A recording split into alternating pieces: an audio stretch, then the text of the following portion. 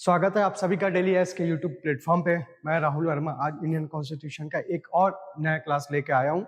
आज का टॉपिक देख लेते हैं, कौन सा टॉपिक पे हम डिस्कस करने वाले हैं। तो आज के टॉपिक है स्टेट है और स्टेट लेजिस्लेचर के बारे में और आपके एडवोकेट जनरल के बारे में हम डिस्कस करेंगे और क्वेश्चन को सॉल्व करने की कोशिश करेंगे। तो देरी न करते हुए हम सीधे चलते हैं क्वेश्चन पे। पहला क्वेश्चन देखते हैं। पहला क्वेश्चन दिया हुआ है आपका यहाँ पर, ठीक है। पहला क्वेश्चन दिया है, यदि किसी राज्य में विधान परिषद अस्तित्व में नहीं है तो साधारण विधेयक के संबंध में निम्न में से कौन सा कथन सही है बोलता है, ठीक है। अब बात कर रहे हैं यहाँ पर आपका विधान परिषद का बोला गया है। विधान परिषद का मतलब आपको याद रखना यहाँ पर लेजिस्लेटिव आपका काउंसिल का बात कर रहा है। लेजिस्लेटिव काउंसिल का बात कर रहा है, यानी कि विधान परिषद का बात कर रहा है। तो विधान परिषद का बात करने से पहले दो चीज आप लोगों को इंपॉर्टेंट चीज याद रखना है। अगर मैं बात करूंगा स्टेट लेजिस्लेचर का बात करता हूँ, स्टेट लेजिस्लेचर यानी कि राज्य विधानमंडल अगर मैं बोलूं तो राज्य विधानमंडल में दो चीजें इंक्लूड है। पहला आपका विधानसभा दैट मीन्स लेजिस्लेटिव असेंबली की बात होगी, और दूसरा जाएगा विधान परिषद यानी कि लेजिस्लेटिव काउंसिल की बात होगी। तो यहाँ पर जो क्वेश्चन राइज हुआ है, यहाँ पर बात कर रहा है किसका, विधान परिषद में लेजिस्लेटिव काउंसिल की बात कर रहा है। अगर ये नहीं है, जैसे कि हम एग्जाम्पल में देखते हैं छत्तीसगढ़ में ऐसा फॉर्मेशन नहीं किया गया है, विधान परिषद नहीं है, तो यहाँ पर सिर्फ विधानसभा है, तो इसी से रिलेटेड क्वेश्चन आ जाएगा। तो साधारण विधेयक ऑर्डिनरी बिल आ रहा है के संबंध निम्न में से कौन सा कथन सही हो सकता है बताने।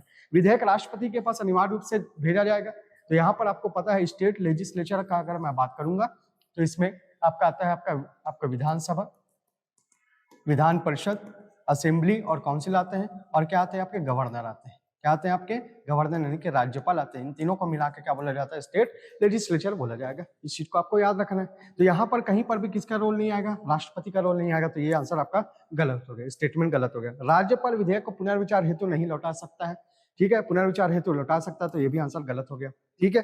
राज्यपाल की भूमिका समाप्त हो जाती है, तो ऐसा होगा ही नहीं, क्योंकि अगर कहीं पर कभी बात करें चाहे असेंबली का बात हो तो एक बिल एक्ट तभी बनेगा जब उसमें गवर्नर जो रहता है साइन करेगा, तो इसकी भूमिका नहीं है, ये चीज भी गलत हो जाएगा। विधेयक पारित होने की प्रक्रिया एक सदनी होगी, बिल्कुल होगी। आपका क्यों होगा, यूनिकैमरल होगा, बाईकैमरल नहीं होगा, क्योंकि बाईकैमरल सिस्टम यहाँ पर अस्तित्व में नहीं है बोल रहा है, यानी कि आपका विधान परिषद नहीं है तो विधानसभा बस है, यानी कि यूनिकैमरल है। तो आंसर हो जाएगा आपका कौन सा, सी इसका आंसर होगा। क्लियर हो गया, चलिए इसका आंसर देख लेते हैं, ठीक है।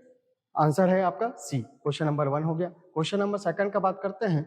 राज्य विधानसभा का द्वारा पारित किसी साधारण विधेयक को यदि राज्यपाल राष्ट्रपति के विचार हेतु सुरक्षित रखता है तो क्या होगा बोलता है, ठीक है। तो यहाँ पर बात किया गया ऑर्डिनरी बिल का बात किया गया, साधारण विधेयक का बात किया गया है। साधारण विधेयक का संबंध में आपको याद रखना है, अगर मैं बात करूंगा विधानसभा या फिर विधान परिषद का बात करता हूँ, और यहाँ पर बात करूंगा राज्यपाल का बात करता हूँ, ठीक है। गवर्नर का बात किया, यहाँ पर मैं बात किया किसका, लेजिस्लेटिव काउंसिल और लेजिस्लेटिव असेंबली से।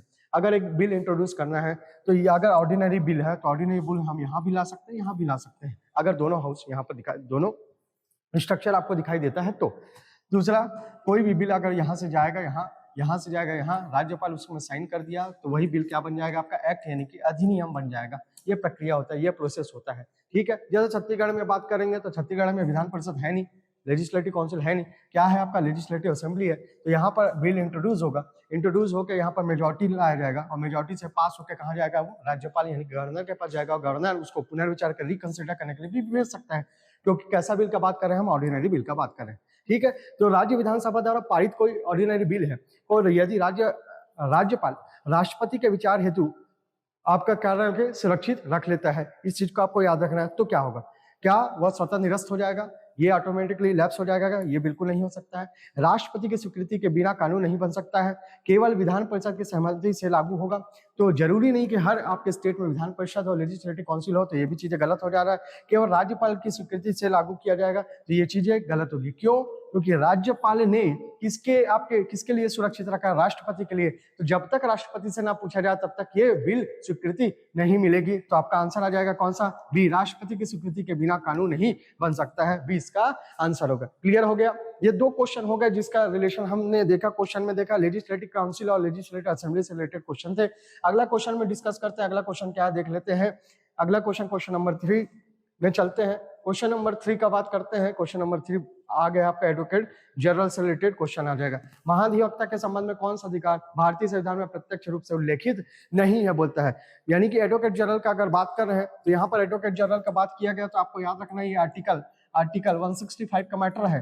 और 165 में एडवोकेट जनरल यानी कि आपको महाधिवक्ता के बारे में बताया गया है कि महाधिवक्ता क्या होता है। महाधिवक्ता एक विधिक अधिकारी लीगल ऑफिसर, विधिक अधिकारी के साथ साथ ये आपका विधिक सलाहकार यानी लीगल एडवाइजर भी होगा। विधिक सलाहकार यानी कि आपका लीगल एडवाइजर भी होगा। किसका होगा? आपका स्टेट का होगा। किसका होगा? आपका स्टेट का होगा। और समय समय पे टाइम टू टाइम आपको यहाँ पर अगर गवर्नर इनको भी कोई भी आपका काम सौंपते हैं, कोई भी ड्यूटी सौंपती है, तो उन कार्यों को भी ये करेगा। दूसरा चीज याद रखना है, इनकी जो अपॉइंटमेंट होता है महाधिवक्ता यानी कि एडवोकेट जनरल का जो अपॉइंटमेंट होता है वो कौन करता है? आपका गवर्नर करेगा। कौन करेगा? आपका गवर्नर यानी कि राज्यपाल करेंगे। इनका जो पद है वो प्रसाद पर्यंत होता है, ड्यूरिंग द प्लेजर होता है। प्रसाद पर्यंत इसका मतलब ये है, ड्यूरिंग द प्लेजर बोलने का मतलब कि राज्यपाल इनको किसी भी समय में इनके पद से हटा सकते हैं। क्लियर? इतनी बात आपको है। दूसरा चीज याद रखना, ये कहीं पर भी आपको याद रखना, ये अदालत जो होता है, कोर्ट जो होता है, वहां पर वो राज्यों की तरफ से क्या करता है? रिप्रेजेंटेटिव बन के जानते हैं, प्रतिनिधित्व करते हैं। ये भी चीज को आपको याद रखना है। अब यहाँ पर ऑप्शन दिखते जाते हैं। अदालतों में राज्य का प्रतिनिधित्व करता है महाधिवक्ता, बिल्कुल सही है, ये चीज को याद रखना। राज्य सरकार को विधिक राय देता है, बिल्कुल सही है। लीगल एडवाइजर है और लीगल ऑफिसर भी है, दोनों को याद रखना है। किसी भी विधेयक का प्रारूप तैयार करता है, राज्य विधानमंडल की कार्यवाही में भाग लेता है, बिल्कुल याद रखना है। ये एक ऐसा पोस्ट है या महाधिवक्ता हो सकता है आपका, अगर यहाँ पर स्टेट लेवल पे हम दोनों हाउस का बात करेंगे या आपका लेजिस्लेटिव काउंसिल और लेजिस्लेटिव असेंबली का अगर बात करता हूं तो वो दोनों में पार्टिसिपेट कर सकता है। अभी यहाँ छत्तीसगढ़ में बात करेंगे तो लेजिस्लेटिव आपकी क्या है? असेंबली है, विधानसभा है, तो विधानसभा में भी पार्टिसिपेट इसका हो सकता है, बोल सकता है, सुन सकता है, लेकिन वोट नहीं दे सकता। इस चीज को आपको क्लियर कट रखना है, ठीक है। तो अब यहाँ पर बात होता है, तो ये जो सभागत है आपका पार्टिसिपेशन उनका दिखाई देता है। किसी भी विधेयक का प्रारूप तैयार करने का काम बोलता है आपका, क्या तैयार करने का काम बोलता है? आपका ड्राफ्ट बनाने का काम। तो ड्राफ्ट बनाने का रिलेशन जो होता है स्टेट गवर्नमेंट से होता है, ना कि इनसे होता है। तो ये कौन सा गलत हो जाएगा? कौन सा आपका उल्लेखित नहीं है बोल रहा है, तो ये उल्लेखित नहीं है, तो आंसर क्या आ जाएगा? आपका सी इसका आंसर होगा। क्वेश्चन नंबर 3 का आंसर जो होगा आपका सी होगा। इस चीज को आपको याद रखना है। क्वेश्चन नंबर 4 में चलते हैं और डिस्कस करते हैं। महाधिवक्ता की नियुक्ति किसके आधार पर होती है? पहला चीज याद रखना, अपॉइंटमेंट के ऑफ एडवोकेट जनरल के बारे में डिस्कस कर रहा है। तो महाधिवक्ता की नियुक्ति कौन करता है? आपका गवर्नर करता है। कौन करता है? आपका गवर्नर। और क्या? ड्यूरिंग द प्लेजर यानी कि प्रसाद पर्यंत पद होता है। इस चीज को आपको याद रखना है। यानी कि आपका गवर्नर इसको किसी भी टाइम पे हटा सकता है। किस आधार पे होती है? क्या केवल सरकार की अनुशंसा पे होती है? Only the recommendation of the government. तो ये चीजें गलत है। मुख्यमंत्री उच्च न्यायालय की सलाह पर, तो इनका कोई रोल भी नहीं है। इस चीज को याद रखना। ऐसे व्यक्ति जो उच्च न्यायालय के न्यायाधीश बनने की योग्यता रखते हो, तो इनका जो क्वालिफिकेशन अगर होता है, महाधिवक्ता का जो क्वालिफिकेशन होता है उसमें याद रखना है कि हाई कोर्ट के जज बनने का क्वालिफिकेशन जो होता है, वैसा ही क्वालिफिकेशन किसका होना चाहिए? एडवोकेट जनरल का होना चाहिए। तो आपका आंसर कौन सा आ जाएगा? सी ऑप्शन जो आपको दिखाई दे रहा है वो चीज सही हो जाएगी। क्लियर हो गया? क्वेश्चन नंबर 4 हो गया। क्वेश्चन नंबर 5 में चलते हैं और डिस्कस करते हैं। क्वेश्चन नंबर 5 का निम्न में से कौन सा महाधिवक्ता का संवैधानिक कर्तव्य नहीं? क्या कर्तव्य के बारे में डिस्कस करता है? अभी मैंने डिस्कस किया कि इनका जो ड्यूटी होगा क्या होगा। ये एक विधिक सलाहकार है, लीगल एडवाइजर है, ये एक विधिक अधिकारी है, लीगल ऑफिसर है। इनका काम क्या? इनको राज्य को कोई एडवाइस देना है, राज्य को कोई सलाह देना है, स्टेट को कोई एडवाइस देना है। किससे रिलेटेड? आपका लीगल आपका मैटर से रिलेटेड, या फिर गवर्नर कुछ काम या आपका ड्यूटीज इनको सौंपते हैं, तो वो काम को करने का काम इनका है। इस चीज को आपको याद रखना है। तो संवैधानिक कार्य नहीं है बोल आपका फंडामेंटल आपका कॉन्स्टिट्यूशनल ड्यूटीज इनकी नहीं है बोलता है। राज्य को विधिक सलाह देना ये तो है। इस चीज को राज्य के पक्ष से सुप्रीम कोर्ट में बहस करना, ये भी चीज याद रखना है, क्योंकि वो स्टेट के सपोर्ट में ही जाएगा, उसके अगेंस्ट में काम बिल्कुल भी नहीं करेगा। हालांकि ये लीगल एडवाइजर और लीगल ऑफिसर है, लेकिन ये स्टेट के और सेंट्रल लेवल पे अगर बात करेंगे तो अटॉर्नी जनरल ऑफ इंडिया वो सेंट्रल लेवल के अगेंस्ट में कोई भी बात नहीं करेगा या चैलेंज नहीं दे सकता है। तो यहाँ पर राज्य सरकार के आदेशों को न्यायालय में चुनौती या चैलेंज नहीं दे सकता। ये चीजें गलत है। और हमको पूछ ही रहा है कि कौन सा आपका कॉन्स्टिट्यूशनल ड्यूटी नहीं है, तो कौन सी नहीं है? आपकी सी इसका आंसर हो जाएगा। ठीक है, चलिए 5th नंबर का क्वेश्चन का सी आंसर है। अब अगले क्वेश्चन में चलते हैं इसी में। ठीक है, निम्न में से कौन सी स्थिति में राज्य विधान परिषद किसी साधारण विधेयक को सर्वाधिक समय तक रोक सकती है? ठीक है, अगर किसी स्टेट में ये आपका ये ऑर्गेनाइजेशन या एक इंस्टीट्यूट जो होता है जिसको हम बोल रहे हैं क्या, लेजिस्लेटिव काउंसिल बोल रहे हैं, अगर वो है और वो ऑर्डिनरी बिल को कितने समय तक, सर्वाधिक समय तक रोक सकती है। ये लिखा हुआ है पहली बार प्राप्त होने पर, लिखा है दूसरी बार प्राप्त होने पर, पहली और दूसरी बार समान अवधि तक और अनिश्चित काल तक का बात करता है। एक चीज को याद रखना है, अगर ऑर्डिनरी बिल का रिलेशन है तो अगर पहली बार ये जो बिल है वो इंट्रोड्यूस हुआ कहां पर, आपका राज्य विधान परिषद में, स्टेट लेजिस्लेटिव आपके काउंसिल में ये इंट्रोड्यूस किया गया, तो पहली बार में याद रखना ये 3 मंथ तक रोक सकती है। ठीक है, दूसरी बार में, जब दूसरी बार कब होगा इस चीज को भी याद रखना, अगर मैं लेजिस्लेटिव असेंबली का बात करता हूँ, लेजिस्लेटिव काउंसिल का बात करता हूँ, यहां से पहली बार में इंट्रोड्यूस हुआ, यहां से पास हुआ और कहा गया लेजिस्लेटिव काउंसिल। लेजिस्लेटिव काउंसिल ने क्या किया, इसमें अमेंडमेंट का रिकमेंडेशन दिया, यानी सिफारिश की, और फिर से रिकंसिडर करने के लिए कहां भेज दिया, लेजिस्लेटिव असेंबली भेज दिया। अब यहां पर जब गया था तो यहां पर ये बिल को ये 3 महीने तक रुक सकता था, अब रिकंसिडर करने के लिए भेजा लेजिस्लेटिव असेंबली ने, फिर से ये बिल को भेज दिया, तो अब ये +1 यानी कि आपका कितने महीने तक और रोक सकता है, 1 महीने। तो दूसरी बार में कितने महीने तक रोक सकता है, 1 मंथ तक रोक सकता है। तो टोटल कितने महीने तक रोकेगा, 4 मंथ तक रोक सकता है। लेकिन कंडीशन क्या है यहाँ पर, हो रहा है कि पहली bar upon receiving it for the first time, तो सबसे ज्यादा बार सर्वाधिक समय तक रोक सकता है, तो पहली बार में रोक सकता है। तो इसका आंसर क्या आ जाएगा, आपका ए आ जाएगा। इस चीज को क्लियर रखना है माइंड में।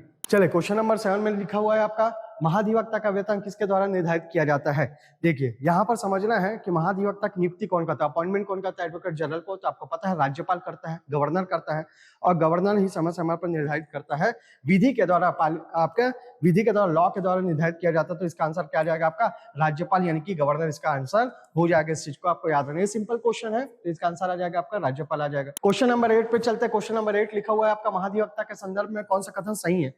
4 ऑप्शन दिए गए हैं, वे राज्य के जमीनी कार्यपालिका का हिस्सा माने जाते हैं। दूसरा ऑप्शन है वे केवल उच्च न्यायालय में उपस्थित होते हैं। तीसरा ऑप्शन दिखा है वे विशेष आमंत्रण पर सुप्रीम कोर्ट पर राज्य का प्रतिनिधित्व कर सकते हैं। और चौथा ऑप्शन है इनमें से कोई नहीं। ये चारों ऑप्शन को देखते हैं तो पहले हम डिस्कस करते हैं, वे राज्य के जमीनी कार्यपालिका का हिस्सा होता है क्या। क्या बोलता है आपका, जमीनी कार्यपालिका ने ग्राउंड लेवल एग्जीक्यूटिव होते हैं क्या, ग्राउंड लेवल एग्जीक्यूटिव ये नहीं होते। इस चीज को आपको याद रखना है, ठीक है। तो ये चीज गलत हो जाएगा। वे केवल उच्च न्यायालय में उपस्थित हो सकते हैं, बिल्कुल गलत है, ठीक है। वो सिर्फ उच्च न्यायालय में उपस्थित नहीं हो सकते, वो और भी आपके सबऑर्डिनेट कोर्ट में भी उपस्थित हो सकते हैं। वे विशेष आमंत्रण पर सुप्रीम कोर्ट में राज्य का प्रतिनिधित्व कर सकते हैं। ये आंसर बिल्कुल सही है। इस चीज को यहाँ पर लिखा गया, केवल लिखा गया है, इसी कारण ये चीज आंसर आपका गलत है, ठीक है। इनमें से कोई नहीं आ जाएगा, तो ये आंसर आ जाएगा इसका कौन सा, आपका सी आंसर इसका हो जाएगा। क्लियर हो गया। चलिए आगे बढ़ते हैं इसमें, ठीक। आगे क्वेश्चन देखते हैं। क्वेश्चन नंबर 9 बोलता है, निम्न में से कौन सा महाधिवक्ता को हटाने का वैध आधार संविधान में उल्लेखित है। किस आधार पर, किस बेसिस पे आपका एडवोकेट जनरल को हटाया जा, रिमूव किया जा सकता है उनके पोस्ट से। तो पहले ही याद रखना ये ड्यूरिंग द प्लेजर वाला पोस्ट है। तो पहला चीज लिखा हुआ है राज्यपाल की इच्छा पर, बिल्कुल सही है, आ जाएगा। इस चीज को याद रखना है। मानसिक अक्षमता पर यानी मेंटल इनकैपेसिटी पर, ये भी आ सकता है। दोष सिद्धि होता है आपका कन्विक्शन ऑफ अ क्राइम, ये भी आ सकता है। लेकिन अविश्वास प्रस्ताव का अगर बात करते हैं, नो कॉन्फिडेंस मोशन का बात करते हैं, तो नो कॉन्फिडेंस मोशन किसके लिए लाया जाता है, आपका गवर्नमेंट के लिए लाया जाता है, जिसकी सरकार, जिसकी पार्टी चल रही है उसके लिए लाया जाता है। अगर ये पास हो जाता है तो आपको याद रखना COM क्या कर देता है, रिजाइन दे देता है। क्या देता है, रिजाइन दे देता है, इस्तीफा दे देता है। तो ये ऑप्शन जो आता है सही आ जाएगा। बाकी ये तीनों तो इनके पास इस बेस पे हटाया जा सकता है, इस बेस पे नहीं हटाया जा सकता है। तो आंसर आ जाएगा इसका डी आंसर हो जाएगा। क्लियर हो गया। चलिए अगले क्वेश्चन में चलते हैं। अगला क्वेश्चन, क्वेश्चन नंबर 10 है, महाधिवक्ता के पद का वर्गीकरण कौन सा है।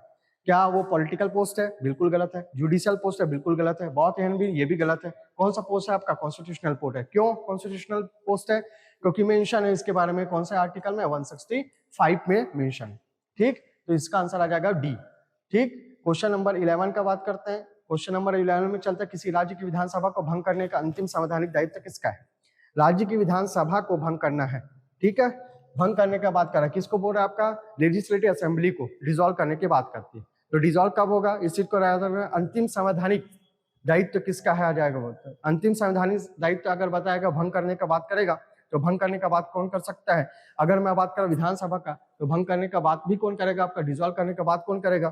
तो डिसॉल्व करने का जो बात करेगा उस चीज को याद रखना है। डिसॉल्व करने का बात कौन करेगा, आपका राज्यपाल करेगा, ठीक है। तो इसका आंसर क्या आ जाएगा, आपका सी आ जाएगा, ठीक। इस चीज को याद रखना है। अब अगले क्वेश्चन में चलते हैं। अगला क्वेश्चन आ जाएगा आपका क्वेश्चन नंबर 12 आ जाए, विधानसभा के किसी सदस्य के अयोग्य ठहराने जाने के बाद निर्णय किसके पास होता है, अंतिम निर्णय किसके पास होता है। तो डिस्क्वालीफाई कब होगा, ये आपका एंटी डिटेक्शन लॉ बोल सकते हैं इसको। दल बदल विरोधी कानून के तहत अगर अयोग्यता और योग्यता का निर्धारण करना है, डिसाइड करना है, तो डिसाइड जो करेंगे वो यहाँ पर दिखाई दे रहा है आपका। कौन सा आ जाएगा आपका इसका आंसर?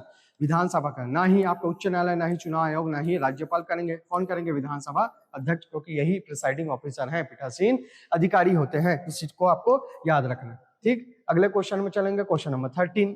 क्वेश्चन नंबर 13 का आ जाएगा आपका न्यूनतम कोरम पूरा ना होने पर क्या होता है। देखो आपका मिनिमम कोटा का बात कर रहा है, कोरम का बात करता है। कोरम क्या हो जाएगा? कोरम एक ऐसा टर्म्स है जो यूज किया जाता है कि ऐसे मिनिमम मेंबर्स अगर आ गए जिनके बाद से मीटिंग स्टार्ट हो जाएगी, उसको हम क्या बोल रहे हैं? आपका कोरम बोल रहे हैं। इसका मतलब क्या?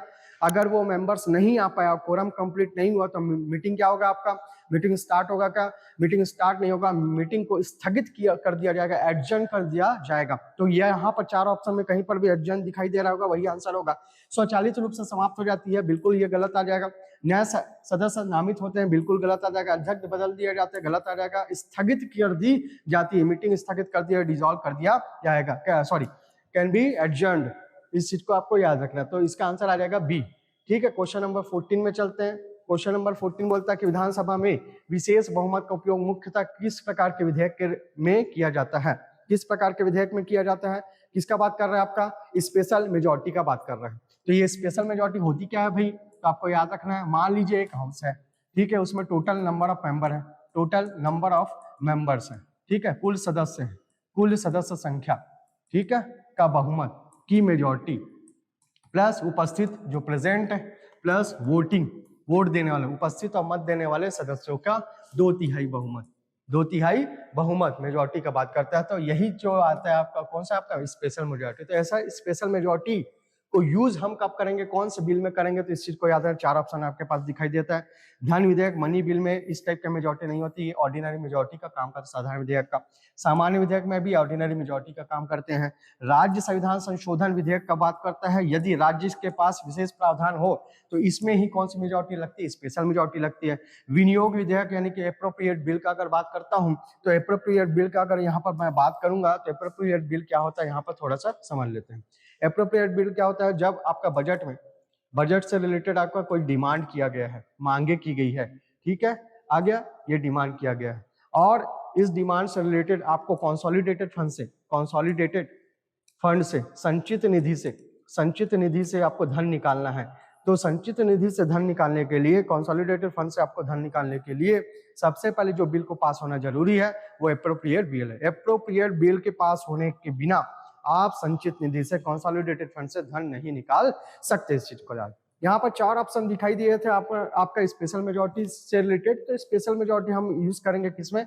स्टेट कॉन्स्टिट्यूशनल अमेंडमेंट में किया करेंगे। साथ ही साथ इसके बारे में भी हम डिस्कस कर लिए, किसके बारे में? एप्रोप्रिएट बिल के बारे में। तो इसका आंसर हो जाएगा कौन सा? आपका सी इसका आंसर होगा। ठीक है, अगला क्वेश्चन चलते हैं। विधानसभा की सदस्य संख्या किन कारकों पर आधारित होती है? विधानसभा की सदस्य संख्या किस पे निर्भर करती है? मान लीजिए छत्तीसगढ़ स्टेट का बात करते हैं, यूपी के स्टेट के बारे में बात करते हैं, तो हम एक तो सेंसस को देखते हैं, एक उनके पॉपुलेशन को देखते हैं, एक जनगणना को देखा जाएगा, एक जनसंख्या को देखा जाएगा। उस बेस पे ही नंबर ऑफ सीट्स का डिसीजन लिया जाता है। तो यहाँ पर अगर ऑप्शन में राज्य सरकार के अधिसूचना नोटिफिकेशन पर, ये चीज गलत आ जाएगा।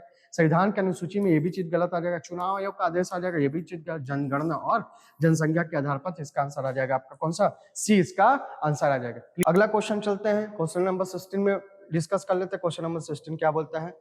अध्यक्ष का निर्णय किस पर न्यायालय में चुनौती नहीं दी जा सकती? ये अध्यक्ष का बात कर रहे हैं, अध्यक्ष के बारे में बात कर रहे हैं। तो आपका बात करेंगे विधानसभा के अध्यक्ष के बारे में बात कर रहे हैं। चुनौती किसमें? प्रश्नकाल में चुनौती दी जा सकती है। क्वेश्चन आपका स्थायी समिति गठन, धन विधेयक के प्रमाणन और आपका अध्यक्ष के चुनाव में। अध्यक्ष के चुनाव में भी आप चैलेंज दे सकते हो, इस चीज को याद रखना है। स्थायी समिति गठन में भी दे सकते हो, लेकिन धन विधेयक का प्रमाणन करने में, क्योंकि आपको पता है कि राज्य स्तर पर धन विधेयक बोलने वाला कौन होगा? आपका विधानसभा का अध्यक्ष होगा। आपका लेजिस्लेटिव असेंबली का क्या होगा? आपका वो चेयरमैन होगा। इस चीज को याद रखना है, या प्रेसिडेंट बोला जा सकता है। तो इसका आंसर आ जाएगा कौन सा? आपका सी इसका आंसर। सर्टिफिकेशन ऑन द आपका मनी बिल में इसका आंसर सी आ जाएगा। ठीक है, क्वेश्चन नंबर 17 का बात करते हैं। क्वेश्चन नंबर 17, किसी सदस्य को अयोग्य ठहराने से जुड़ा फैसला कौन देता है? अयोग्य ठहराना, डिस्क्वालीफाई करना है, तो डिस्क्वालीफाई कौन करेगा? मान लीजिए अभी यहाँ पर विधानसभा का बात कर रहे हैं, तो विधानसभा का जो अध्यक्ष होगा वो प्रिसाइडिंग ऑफिसर होगा, और प्रिसाइडिंग ऑफिसर ही यानी कि आपका पीठासीन अधिकारी ही ये डिसाइड करेगा कि वो जो आपका सदस्य है योग्य है कि अयोग्य है। तो यहाँ पर क्या होता है, अगर उच्च न्यायालय देता है, क्या उच्च न्यायालय हाईकोर्ट का कोई भी रोल नहीं होता है। अध्यक्ष देता है तो अध्यक्ष देता है, इस चीज को आपको याद रखना है। स्पीकर इस पर डिसीजन देगा। इसका आंसर आ जाएगा कौन सा आपका? बी इसका आंसर आ जाएगा क्वेश्चन नंबर 17 का। क्वेश्चन नंबर 18 में चलते हैं। उपाध्यक्ष को हटाना है, ठीक है। अब आपको याद रखना है, विधानसभा का बात हो रहा है ना, छत्तीसगढ़ विधानसभा में तो उसका अध्यक्ष भी होंगे, उपाध्यक्ष भी होंगे, 2 पोस्ट का बात करता है। तो यहाँ पर उपाध्यक्ष का बात है, उपाध्यक्ष को हटाने का प्रस्ताव कहाँ पर लाया जाएगा, बोला प्रपोजल कहाँ पर लाया जाएगा। तो भाई आपका कौन ला सकता है? तो एक तो चीज याद रखना कि वहां पर जितने भी मेंबर्स होंगे, उस विधानसभा के जो सदस्य होंगे, उन सदस्यों में से कोई भी अगर रिमूव करना है आपको, किसको? उपाध्यक्ष को रिमूव करना है, तो वाइस चेयरमैन को रिमूव करना तो लाया जा सकता है। तो यहाँ पर क्या मंत्रिमंडल लाएगा? क्या मंत्रिमंडल के लाने का काम नहीं है। एक चीज को याद, केवल अध्यक्ष ही ला सकता है। क्या अध्यक्ष का कोई रोल भी नहीं है, इस चीज में याद रखना है। अगर रिमूव करना है तो ये इनका रोल किस में होता है? सिर्फ कास्टिंग वोट में होता है। किसका होता है? आपका कास्टिंग वोट में या लास्ट डिसीजन लेने में इनका निर्णायक मत लेना है, तब इनका रोल आता है। कोई भी सदस्य ला सकता है, बिल्कुल ये अल्लाह से राज्यपाल के अनुमति से लाया जा सकता है, ये चीज ये गलत है। तो आंसर आ जाएगा आपका कौन सा? सी इसका आंसर होगा, ठीक है। अगला क्वेश्चन चलते हैं। इसमें अगला क्वेश्चन देखते हैं, अध्यक्ष सदन में किस स्थिति में मतदान कर सकते हैं? अभी डिस्कस किया है किस स्थिति में, जब टाई हो जाता है। टाई यानी कि बराबरी का आपका वोटिंग हुआ है, तो उसमें निर्णायक मत देना है। निर्णायक क्या देना है? आपका मत देना। कास्टिंग वोट का बात करेगा, किसका बात करेगा? कास्टिंग वोट का बात करता है। तो कास्टिंग वोट का अधिकार ही होता है आपका अध्यक्ष यानी कि स्पीकर को होता है। इस चीज को याद रखना है। तो केवल समान मत होने पर इसका आंसर होगा, ठीक। अगला क्वेश्चन चलते हैं, क्वेश्चन नंबर 20 में चलते हैं। क्वेश्चन नंबर 20 बोलता है, अध्यक्ष को वेतन किस निधि से दिया जाता है? इस चीज को याद रखना। तो आपको अभी चर्चा किए थे हम, जहां का भी सैलरी का बात होता है, हम कंसोलिडेटेड फंड को देखते हैं, संचित निधि को देखते हैं। तो यहाँ पर संचित निधि या समेकित कोष का अगर बात किया जाएगा तो वही इसका आंसर होगा। इस चीज को याद है। क्या आकस्मिक कंटिजेंसी फंड का अगर बात करें, आकस्मिक निधि का प्रयोग आकस्मिक स्थितियों में, कंडीशन में किया जाता है। पब्लिक अकाउंट फंड का यूज करते हैं, तो ये चीज नहीं करते हैं। स्पेशल स्टेट का फंड का नहीं करते। ये आपका कंटिजेंसी भी नहीं आएगा, तो क्या आएगा? कंसोलिडेटेड फंड इसका आंसर होगा। इस चीज को आपको याद रखना है, ठीक। अगला क्वेश्चन में चलते हैं, क्वेश्चन नंबर 21। विधान परिषद की स्थापना का प्रस्ताव कौन पारित करता है? ये बहुत बढ़िया क्वेश्चन। इस चीज को याद रखना कि यहाँ पर स्थापना का, स्टेब्लिशमेंट का बात किया गया, विधान परिषद का बात किया गया, और इसका अनुच्छेद को याद रखना है आपको। अनुच्छेद आपका 169 का बात करता है, ठीक है। आगे समझ में, इसको एबोलिश करना, उत्साजन करना या सृजन करना, क्रिएशन करना है, तो इसका बात होता है, विधान परिषद का बात होता है। और इसमें सबसे बड़ा रोल होता है कि आपको याद रखना है, इसका जो मैटर है उस चीज को याद रखना है। ये राज्य विधानसभा के सदस्यों के द्वारा यह किया जाता है। और आपको याद रखना यहाँ पर 169 में बात हुआ है, 169 में आर्टिकल में बात हुआ है। तो यहाँ पर जो स्थापना का प्रस्ताव कौन रखेगा? तो कौन रखेगा? आपका राज्य विधानसभा रखेगी। इस चीज को याद रखना है, ठीक है। और ये प्रस्तावना का प्रस्ताव जब प्रपोजल रखा जाएगा तो ये बात कहाँ तक जाएगी? आपकी संसद तक जाएगी, पार्लियामेंट तक जाएगी। पार्लियामेंट का अप्रूवल मिलेगा तब जाके उस स्टेट में क्या बनेगा? आपका स्टेट काउंसिल का एस्टेब्लिशमेंट होगा, ठीक है। लेजिस्लेटिव काउंसिल का एस्टेब्लिशमेंट होगा। इस चीज को याद रखना, राज्य विधानसभा इसका आंसर होगा, ठीक है। आ गया अगला क्वेश्चन, चलते हैं। अगले क्वेश्चन ही की बात करते हैं, तो विधान परिषद के स्थायी निकाय होने का अर्थ क्या है? पहले चीज याद रखेंगे, स्टेट लेवल पे हम 2 आपका बॉडी को पढ़ रहे थे, एक विधानसभा और एक विधान परिषद को पढ़े थे। आपको विधानसभा को पता होना चाहिए कि ये टेम्पररी हाउस बोला जा सकता है, अस्थायी सदन है। और अगर काउंसिल का बात करूंगा तो स्थायी सदन है। काउंसिल का बात करने का मतलब ये चीज याद रखना, अगर मैं लेजिस्लेटिव काउंसिल की बात कर रहा हूँ, विधान परिषद का बात करता हूँ, तो उसका कोई भी टेन्योर नहीं होता है, जबकि उसके मेंबर्स का टेन्योर होता है 6 ईयर का होता है।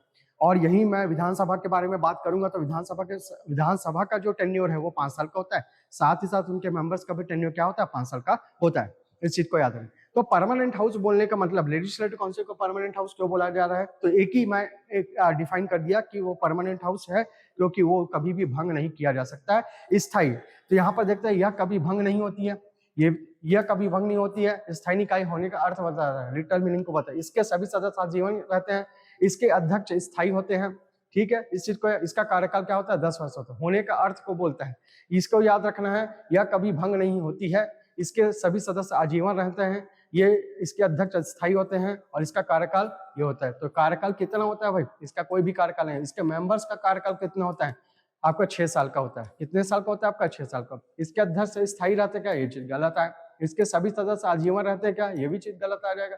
तो यह कभी भी भंग नहीं होती, it is a never dissolve में आ जाएगा इसका आंसर, ये इसका आंसर होगा। ठीक है, अगला क्वेश्चन चलते हैं इसमें। विधान परिषद के सदस्यों का कार्यकाल कितने वर्ष, अभी डिस्कस किए हैं कितने साल का होता है आपका 6 साल का होता है। इस क्वेश्चन का आंसर आ जाएगा क्वेश्चन नंबर 23। क्वेश्चन नंबर 24 में चलते हैं। विधान परिषद के सदस्यों का निर्वाचन किसके द्वारा किया जाता है, पहले चीज याद रखना है। ठीक है, अब ये विधान परिषद के सदस्यों का निर्वाचन का बात हुआ है, तो पहले चीज याद रखना, विधान परिषद में कौन सा इलेक्शन होता है, अप्रत्यक्ष चुनाव होता है, इनडायरेक्ट इलेक्शन होता है। क्या होता है आपका, इनडायरेक्ट इलेक्शन होता है, इनडायरेक्ट इलेक्शन होता है। ठीक है, अब इनके इलेक्टोरल कॉलेज में मतलब मान के चलिए इसमें 1/3, 1/3, 1/12, 1/12, 1/6 इतने मेंबर्स को कोई ना कोई आपका अपॉइंट करता है, इस चीज को याद रखना है। तो 1/3 मेंबर्स, 1/3, 1/12, 1/12, 1/6, तो 1/6 मेंबर्स को कौन नॉमिनेट करते हैं, गवर्नर। ठीक है, आपका कौन नॉमिनेट करते हैं, गवर्नर नॉमिनेट करते हैं। अगर मैं 1/3 का बात करूंगा तो लेजिस्लेटिव जो असेंबली है उसके जो इलेक्टेड मेंबर है उनके द्वारा 1/3 मेंबर्स बनाए जाते हैं, इस चीज को भी याद रखना है।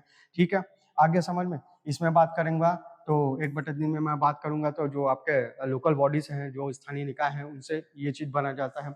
अब ये 1/12 का बात करते हैं तो ये 1/12 मेंबर्स को कौन आप अपॉइंट करते हैं या नियुक्त करते हैं, या फिर यहाँ पर जो सदस्यों का जो निर्वाचन होता है वो 1/12 सदस्यों का निर्वाचन कौन करते हैं, तो जो ग्रेजुएट होते हैं उनको उनको दिया जाता है, उनका एक ग्रुप होता है वो उसको करते हैं, इस चीज को याद रखना है।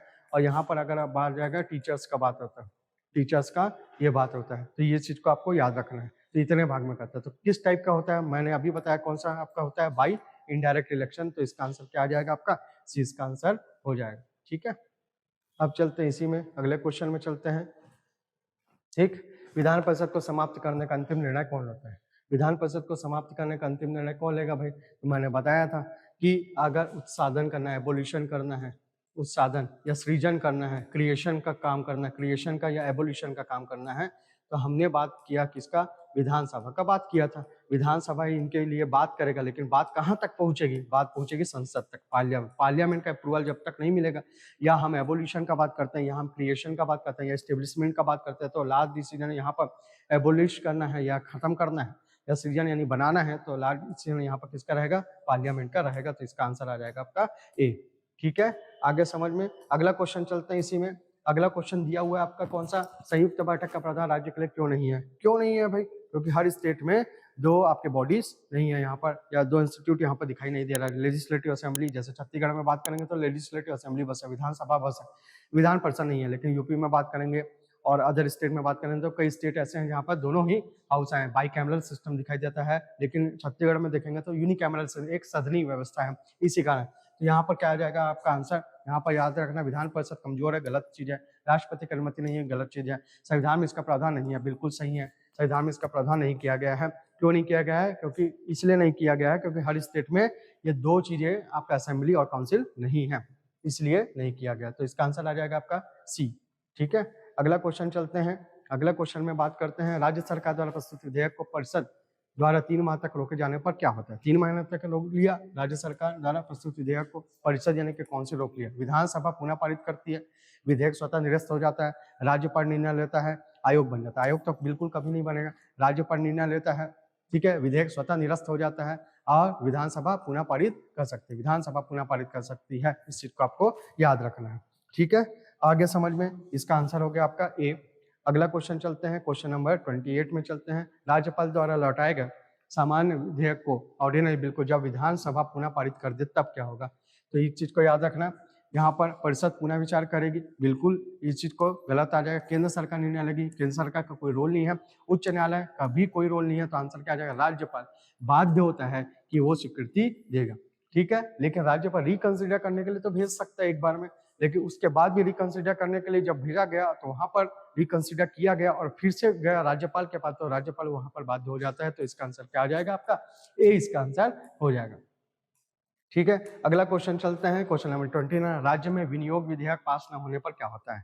तो अभी डिस्कस किए थे विनियोग विधेयक का रिलेशन अगर बात करेंगे तो विनियोग विधेयक राज्य का बात कर रहा है 204 का बात करते हैं, आर्टिकल नंबर 204 का बात करते हैं। विनियोग विधेयक क्या होता है? ऐसा विधेयक है, ऐसा बिल है, ठीक है, जिसके पास हुए बिना पास अगर नहीं होता है तो आप कंसोलिडेटेड फंड से, संचित निधि से धन नहीं निकाल सकते हैं जब तक ये पास नहीं होगा। तो इस चीज को आपको याद रखना है। दूसरा, इस विनियोग विधेयक को रखता कौन है भाई? इसको विधेयक को रखेंगे कौन? वित्त मंत्री। कौन रखा जाएगा?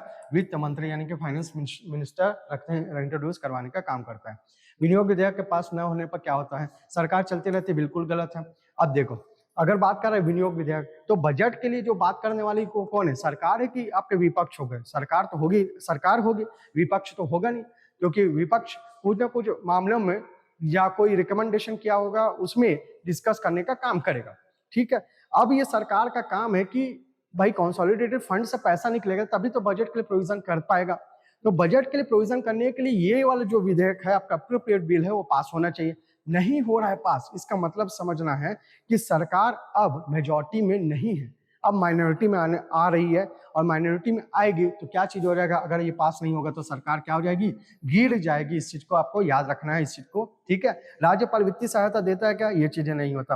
राष्ट्रपति शासन लगता है क्या? अब देखो यहाँ पर कंडीशन आ गया, सरकार तो गिरेगी, सरकार गिरने के बाद का जो प्रोसेस है वो क्या हो सकता है? आपका राष्ट्रपति शासन लगाया जा सकता है, इस चीज को बोल सकते हैं, क्योंकि सरकार ने मेजॉरिटी खो दी है इसमें। तो आपको याद रखना है, 20 का आंसर होगा। अप्रोप्रिएट बिल अगर पास नहीं हुआ है इसका मतलब सरकार गिर जाएगी, इस चीज को याद रखना है। अगला क्वेश्चन है क्वेश्चन नंबर 30। किसी राज्य में अध्यादेश जारी करने की शक्ति किस अनुच्छेद में दी गई है? तो यहाँ पर हम देखते हैं आर्टिकल्स को, तो आपको याद रहना चाहिए अध्यादेश से संबंधित बात अगर करूंगा तो अध्यादेश दैट मीन्स ऑर्डिनेंस का बात करता हूँ। ऑर्डिनेंस का अगर बात करूंगा तो सेंट्रल लेवल पे बात करूंगा, स्टेट लेवल पे भी बात करते हैं। तो अगर मैं आपका सेंट्रल लेवल पे बात करूंगा तो आपका प्रेसिडेंट जो होता है आर्टिकल 123 के तहत, आर्टिकल अनुच्छेद 123 के तहत आपका प्रेसिडेंट जो होता है अध्यादेश जारी करता है। जबकि राज्य में बात करूं तो गवर्नर अध्यादेश जारी करता है। कौन सा? आपका आर्टिकल 213 के तहत होता है। ये क्या होता है इसमें डिस्कस कर लेते हैं। अगर सेशन जो होता है रिसेस है, आपका याद रखना, रिसेस है यानी कि आपका अवकाश में है, इस चीज में याद रखना। अब यहाँ पर सेशन अवकाश में कैसे होगा? तो आपको याद रखना राज्य विधानमंडल का बात करेगा। किसका बात करेगा? राज्य विधान मंडल का ये बात करता है, यानी कि स्टेट लेजिस्लेचर का बात करता है कि कोई आपका स्टेट लेजिस्लेचर सेशन नहीं चल रहा है, सत्र में ना हो, तब राज्यपाल जो होता है अध्यादेश जारी करता है। और इसको अध्यादेश भी एक लॉ के जैसे काम करता है, कानून के जैसे काम करता है, बट वो एक्ट नहीं होता है। एक्ट तभी बनेगा जब सेशन चलेगा तो हाउस में जाएगा या किसी भी सदन में ये बातें जाएगी, वहाँ चर्चा होगा, वहाँ बहुमत से पारित होगा, और पारित होकर फिर राज्यपाल के पास जाएगा, और राज्यपाल के पास जब हस्ताक्षर या साइन होगा उसके बाद ही वो एक आपका ऑर्डिनेंस जो होता है जस्ट लाइक एक्ट काम करेगा। तो आपका यहाँ पर 213 का जो आपका आर्टिकल है वो स्टेट के आपके ऑर्डिनेंस से रिलेटेड है, और ऑर्डिनेंस जारी करने का जो काम होता है वो कहाँ होता है? आपका राज्यपाल यानी कि गवर्नर का होगा। तो यहाँ पर किसी राज्य के अध्यादेश में जारी करने की जो शक्ति है किस अनुच्छेद के तहत दी गई है? तो आर्टिकल आ जाएगा आपका कौन सा? 213 इसका आंसर होगा। चलिए इसका आंसर देख लेते हैं। अब इसका आंसर हो गया आपका 213, ठीक है। ये क्वेश्चन नंबर 30 हो गया।